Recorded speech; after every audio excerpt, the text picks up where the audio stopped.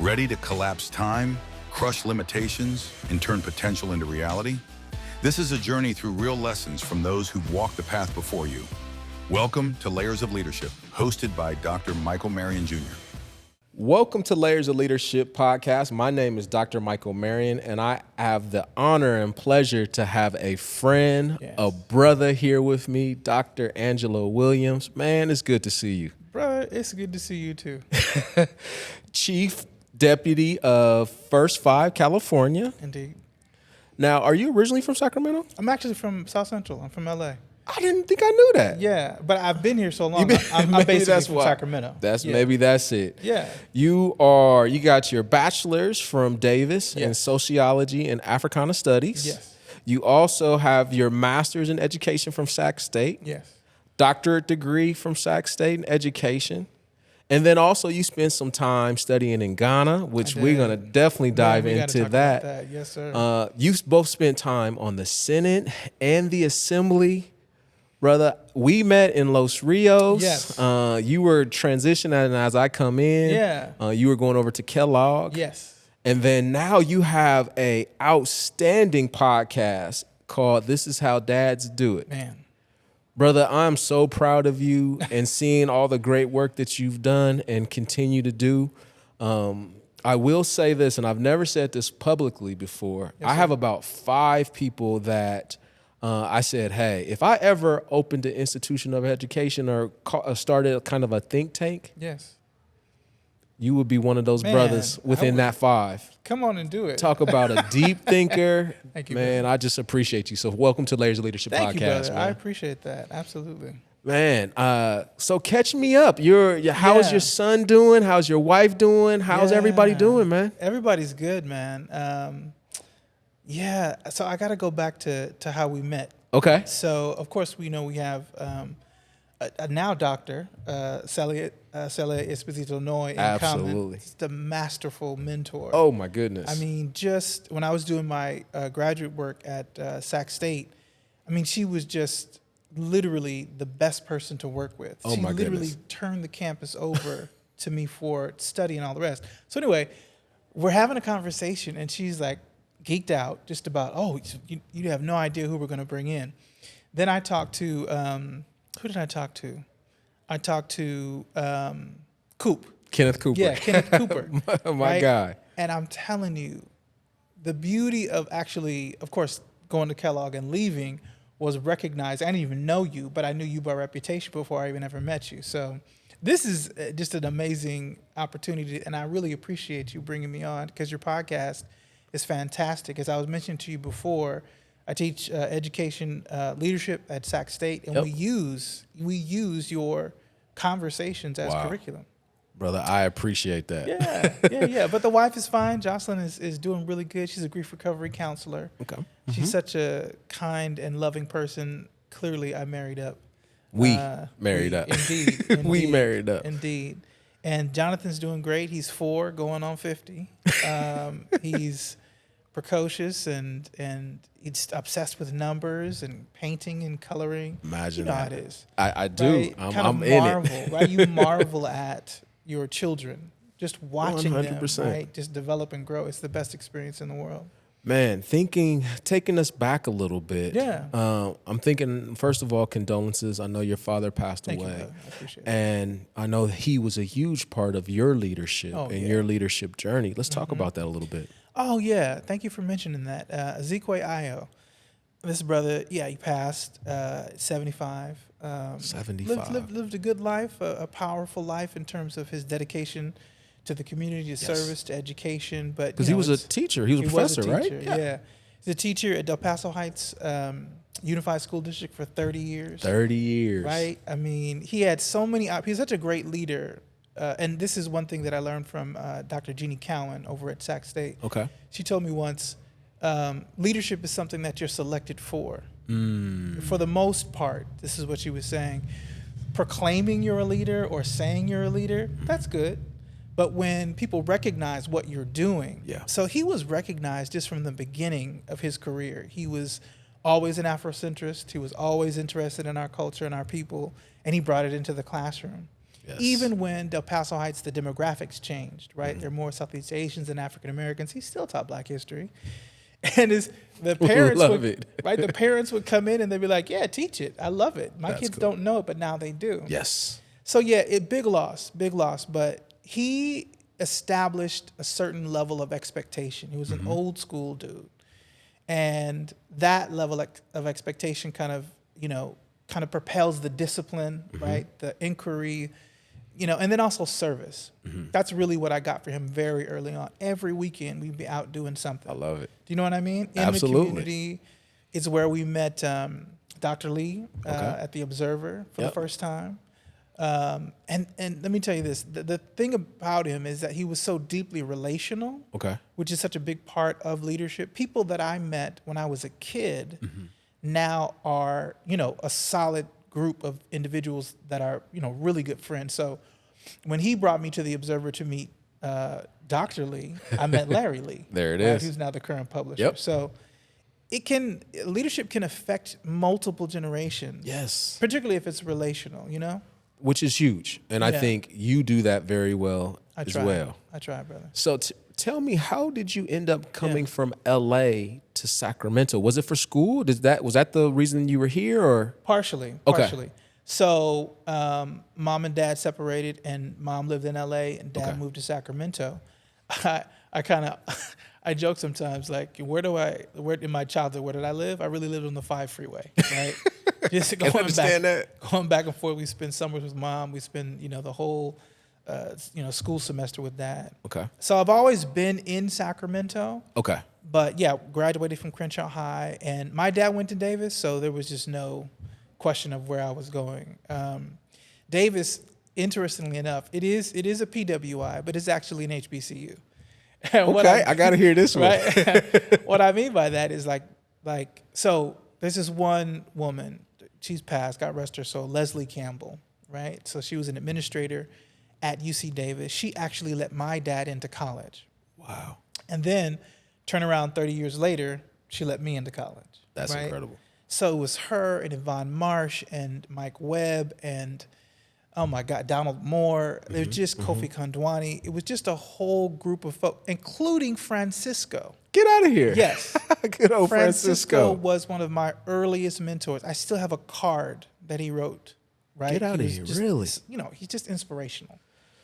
Talk about a mind. Oh my goodness. Francisco, Yes. he has the social, but he also has the business acumen, He which really is does. incredible. Yeah. You always find somebody that's like you're on either side. You find people, very few that master the both. And Yes. he has seen like mastery of those, which and is incredible. still just down to earth. Oh, He's yeah. super around the way. I mean, 64 Impala. Come on, man. DJ. I'm like, This come on, dude, Francisco. We got to get you on Layers of Leadership He podcast. has got to be on here. He's a master leader. He's amazing. So back and forth to LA. Yes. And father a teacher. Yes. How did you end up in the sociology, Africana studies major? What was that? Like any undergraduate, I had no idea what I really wanted to study. Of course. But when I was in high school, I took one course in sociology.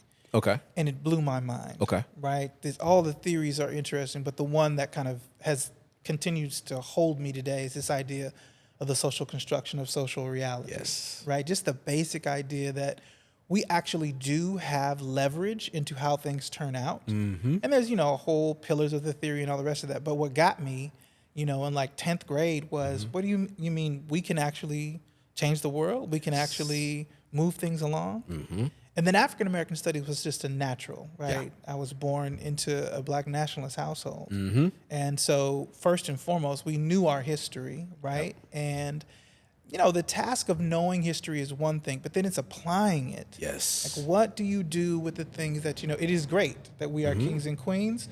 We go all the way back. Yes. Right? We're the first people there. That is really, really important. Mm-hmm. But the question is, what's the next step? So that's why I wanted to study African American studies, just to figure that part out, I love it. I love it.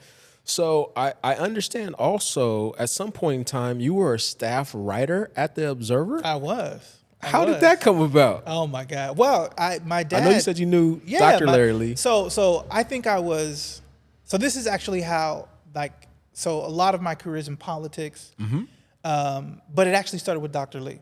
Okay. So my dad brought me down to the Observer, which used to be, there's a church there now. And every time I see it, I can't remember the street, but it'll come to me in a minute. Every time I see it, I can only see the Observer. I'm like, this is the Observer. So he brought me in there one day, and there was a edition they did on Merv Dimely. Okay. Right? First African American Lieutenant Governor of California from Trinidad, just a trailblazer, amazing dude. So I'm sitting in the lobby, like looking at this paper, and the way that the Observer lays their stuff out is like super dramatic. Yeah. Right. The pictures are bigger, the words are more impactful, the writers are fantastic.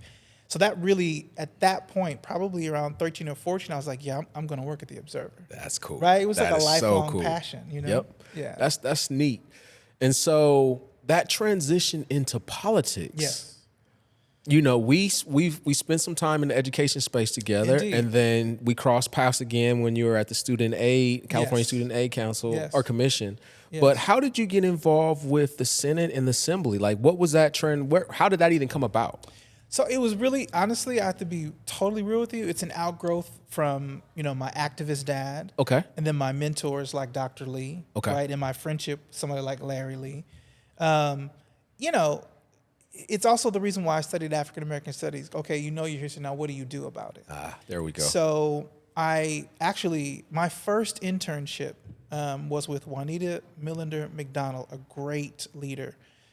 Her chief of staff was Vincent Harris. And Okay. Vincent became, I forget what position he held in the governor's office, but again, just high flyers. And they really just gave me the time of day, which was amazing. But I started out as an intern. I just walked in there, thought I needed a job. A great friend that I went to school with, William Schlitz. Okay. Great dude. He was like, yeah, come in here, right? And so I started writing constituent letters, right? That was my first job.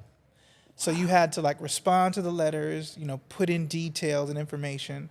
And then just from that experience of someone wrote an elected official a letter looking for an answer to a problem, I found that electric. That was just fascinating. I could see you. You know what in I there. mean? I could see you in there. Yeah. But that's cool. But I think that also goes back to who you are about wanting to impact the community, Yes. wanting to engage. And I love what you said about this piece on it's one thing to know yourself and know your history, but it's another thing to apply it. That's right. And you can see that in some of the work that you've been doing, not only in the Senate and the Assembly, but the California Student Aid Commission. Yes. Where you made some huge impact there. Let's That was talk a about ride. that. That was a ride. Well, I owe all of it to Dr. Jamila Moore. Okay, yeah. I've been friends with her for a while in legislature, and Jamila Moore is just legend. Oh, yeah. Right? She's phenomenal. She's, I don't know. First of all, I'm just gonna be real. Black don't crack, so you never know how old she is. And I heard she was like a track star. She's a track star, like an all-American track Right. runner. So we're gonna have to talk. I'm gonna have to get you on here too, Jamila, have as to well. She's a phenomenal leader. So she really mentored me.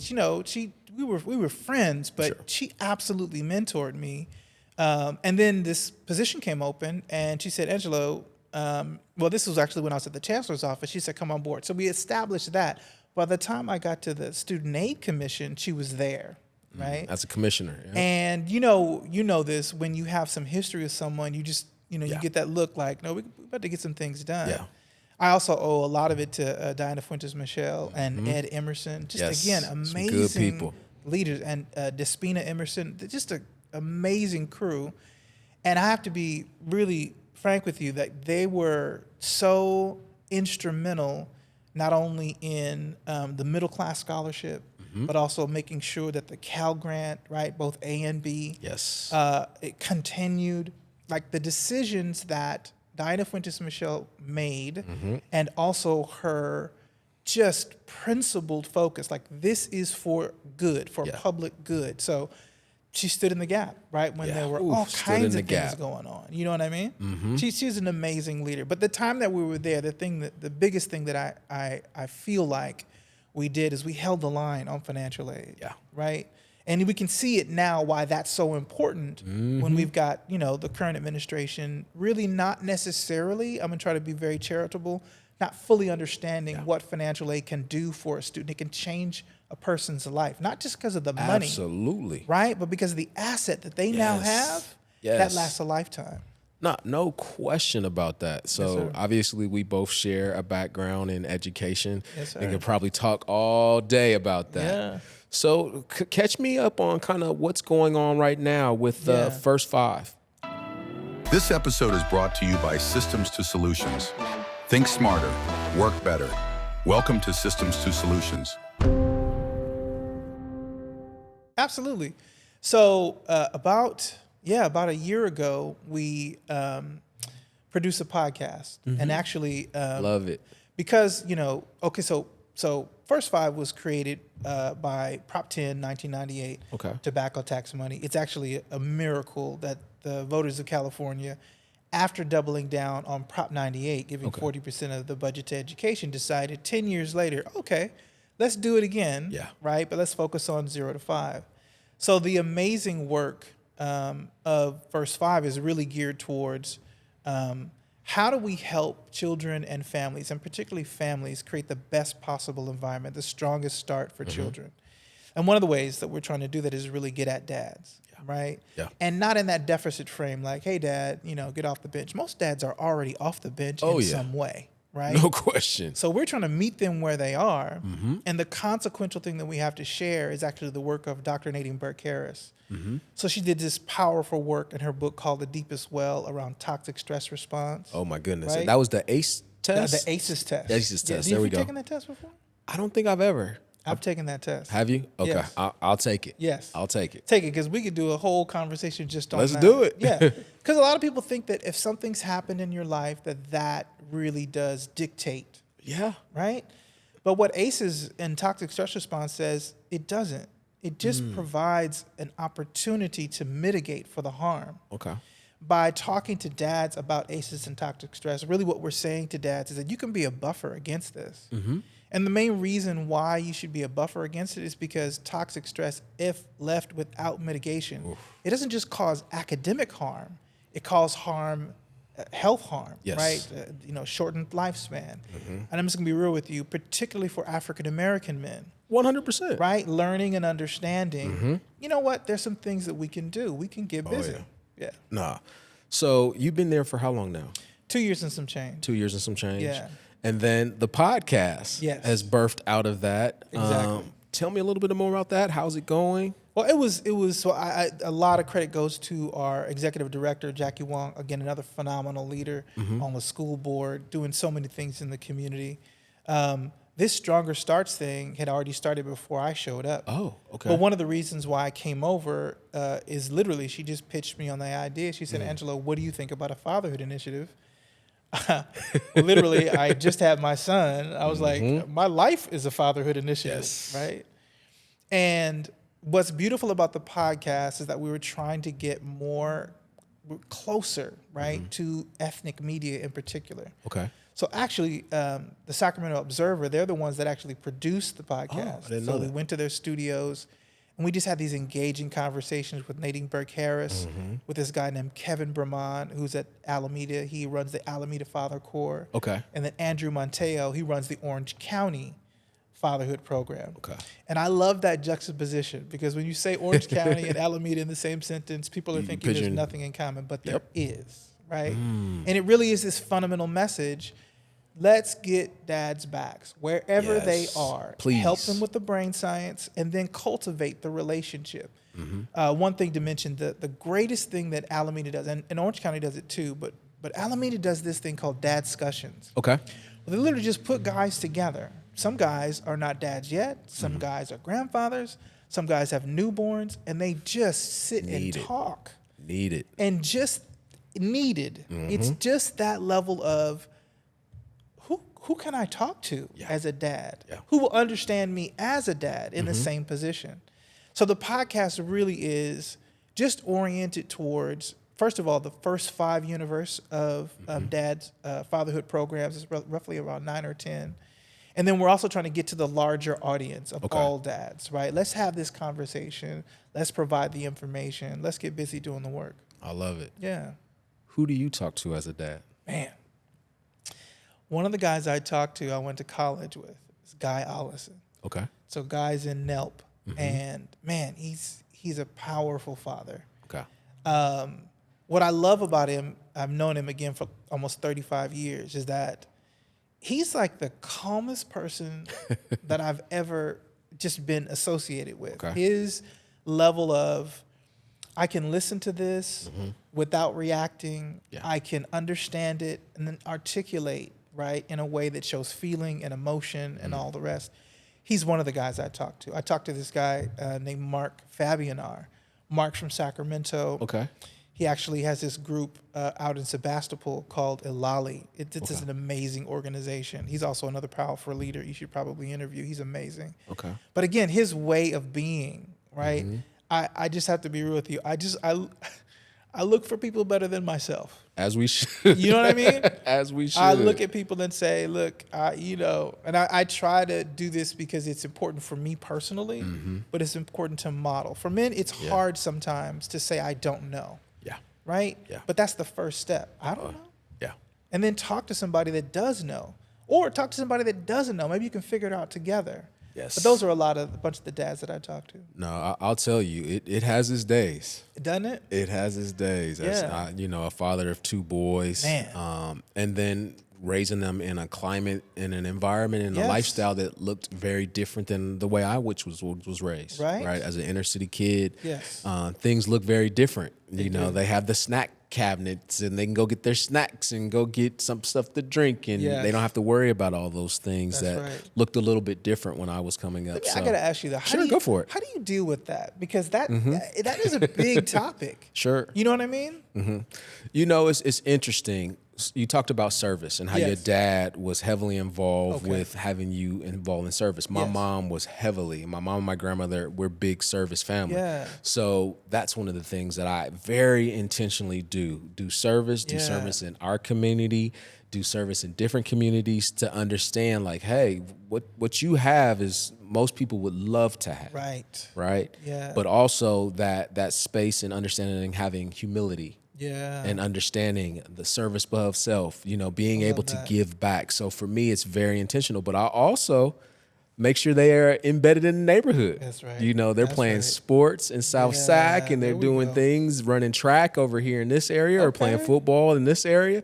So they get to know and engage with the neighborhood in the way in which they should. Right. And so I try to be very intentional about that. I love that, man, because I meet a lot of dads. That's such good advice. I meet a lot of dads that are challenged by some of those questions that they won't ask. And they won't ask the question just like that. They won't say, what do you do? Yeah. Because that opens the whole realm. And generationally, yes, our children are different. And so we do have to devise strategies to give them the same thing that we got, but just in a different format. 100%. So let's talk about this leadership journey. Man. You've been involved with various leadership programs. Yes. So tell me about some of the ones that have been very impactful to your leadership journey, and kind of what are some of those things that have helped you develop? Absolutely. Well, my dad and my mom, really, just to be real with you, they're both of them great human beings. My mom gave me an edge. Did she? Right. My dad gave me the discipline, but my mom gave me an edge. She's my first leader. I love it. So she's very vested in her faith, which as I went through my leadership journey, I understood how, from her example, how values and cultivating those values are so important. Yes. And then not compromising your own values, right? Trying to stay consistent as much as you can as a human being, non-contradictory. Do you really believe in that? So then what are you going to do? So really my leadership journey started with my mom. Her faith helped me to understand even what values were. And then probably the formative structure of leadership is Dr. Lee. Okay. Yeah. When I started as a staff writer, first of all, for me, like in my household, you know how people have in their household, they have like pictures of Martin Luther King or absolutely right, John Kennedy.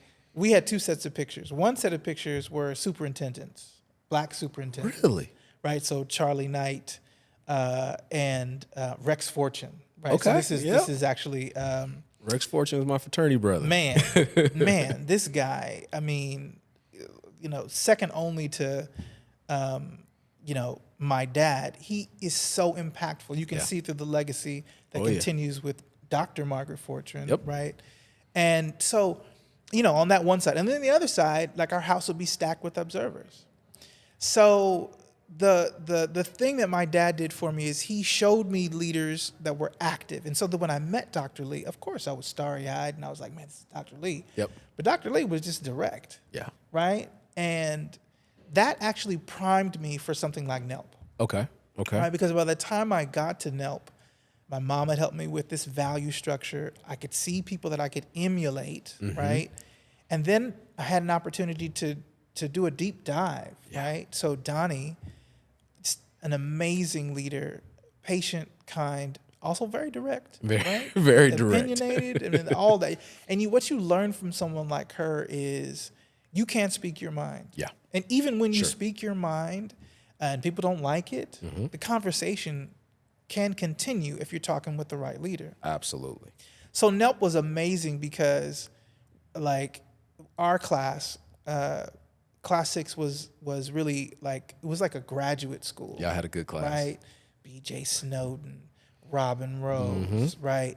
There's just so many, right? You know all of them. Yeah. And I have to tell you, I know you have this experience as well. It's like a family. Yep. And so after I did NELP, I really did want to do ALF, but something happened like with COVID and all of the rest, and I was always kind of like, I don't know if I have time for this. Yeah.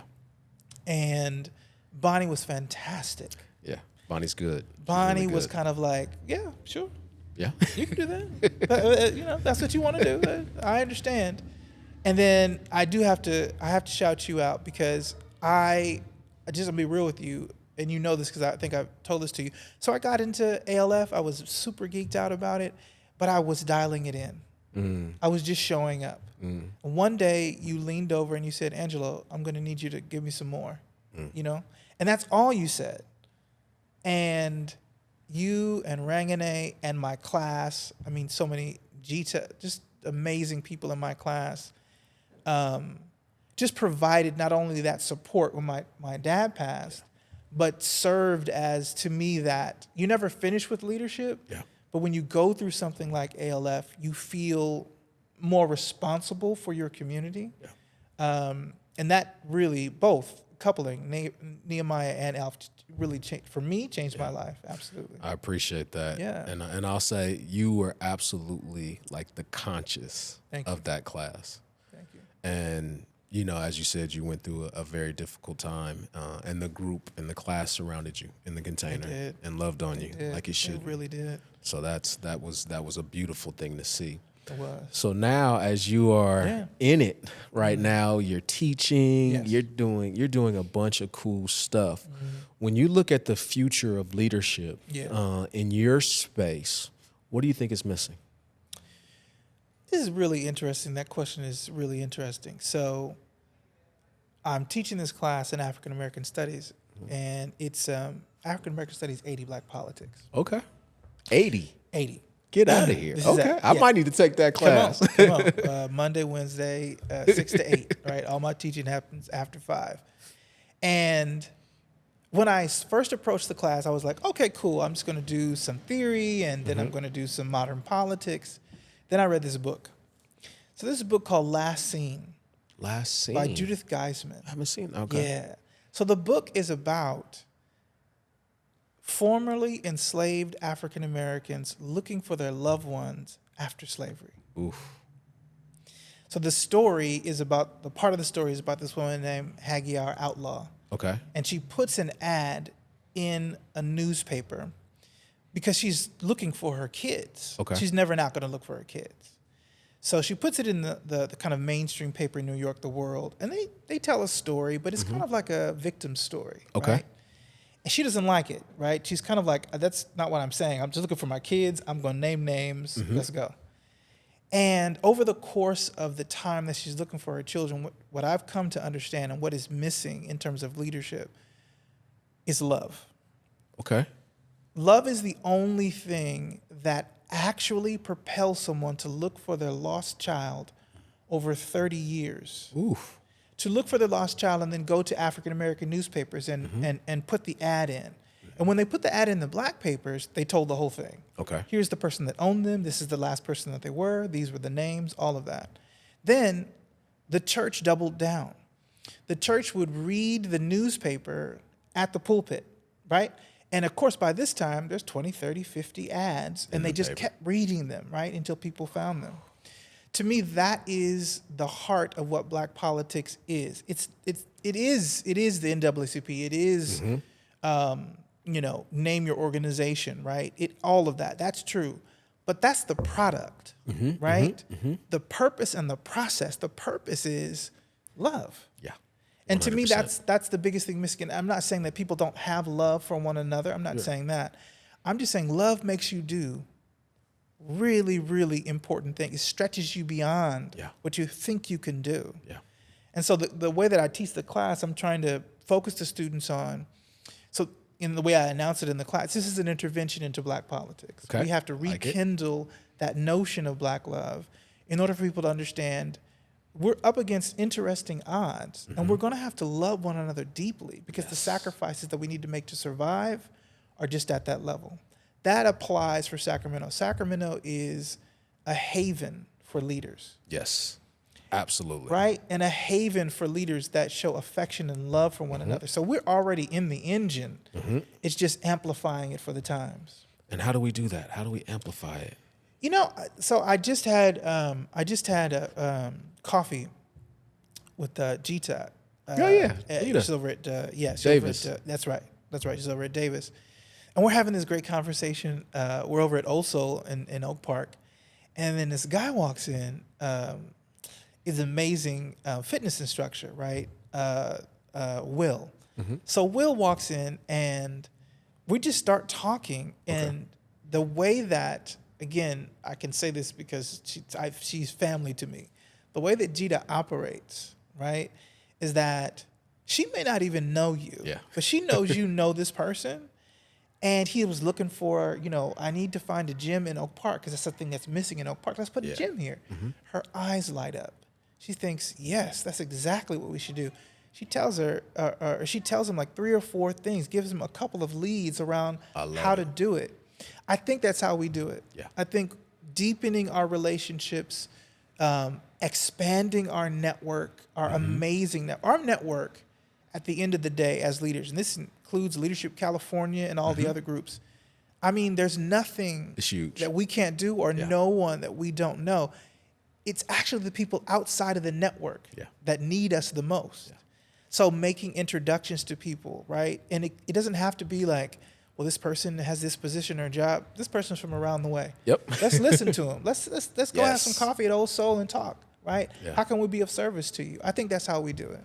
I think about that often, and I think about the ripple, right? Yes. How do we create the ripple? That's right. And for it to be able to go longer. That's right. Right? To impact more people. So That's I right. really appreciate that. Yeah. So as we get ready to close out this episode sir. of Layers of Leadership podcast, a couple things. Yeah.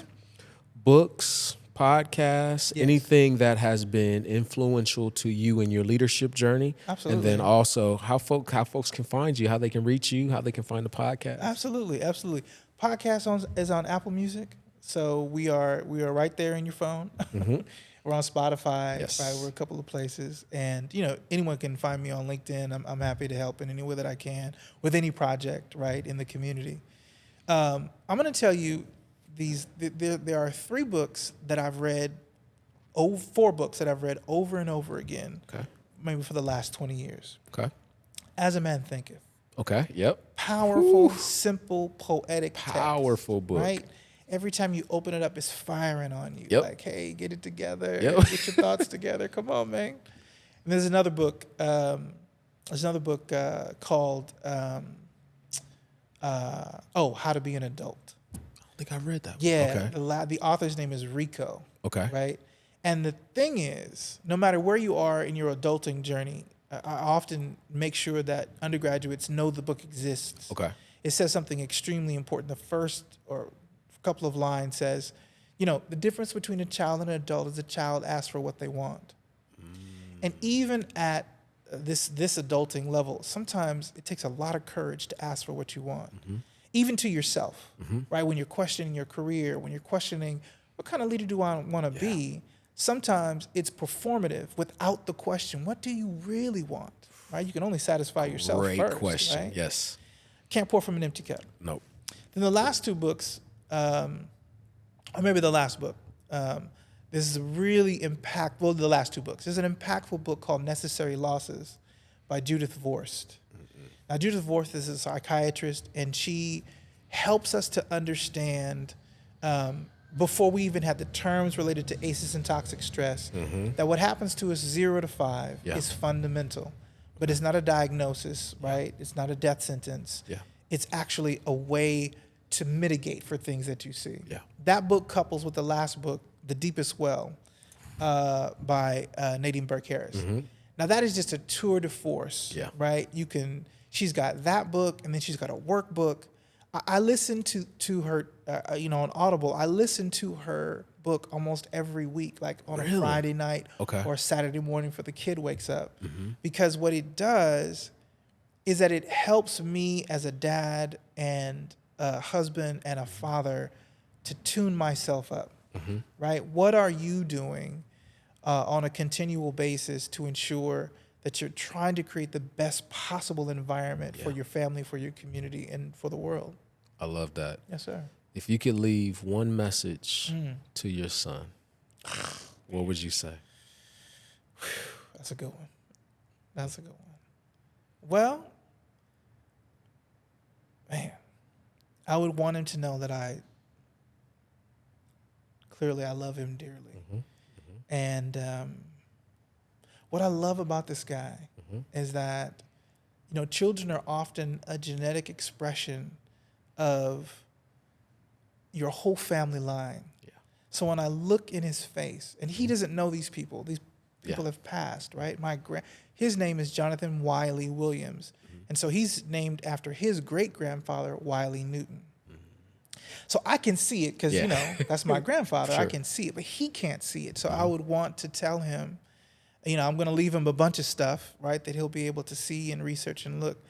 But I want him to know that he comes from a family of love and affection and care, that he is brilliant, that he is creative, that he will do whatever it is that he decides he wants to do. He will be self-actualized, because he's self-actualized now at 4. Yeah. But the main thing is, and I'm quite sure that, again, between his mother and I, he knows it now, and he'll know it, for the entirety of his life, that he comes from love, that he can produce the love, that he can share the love, and that, he can be of service to himself, his community, his family. Doing great stuff, It's a great question, brother. I appreciate that. Yeah, man.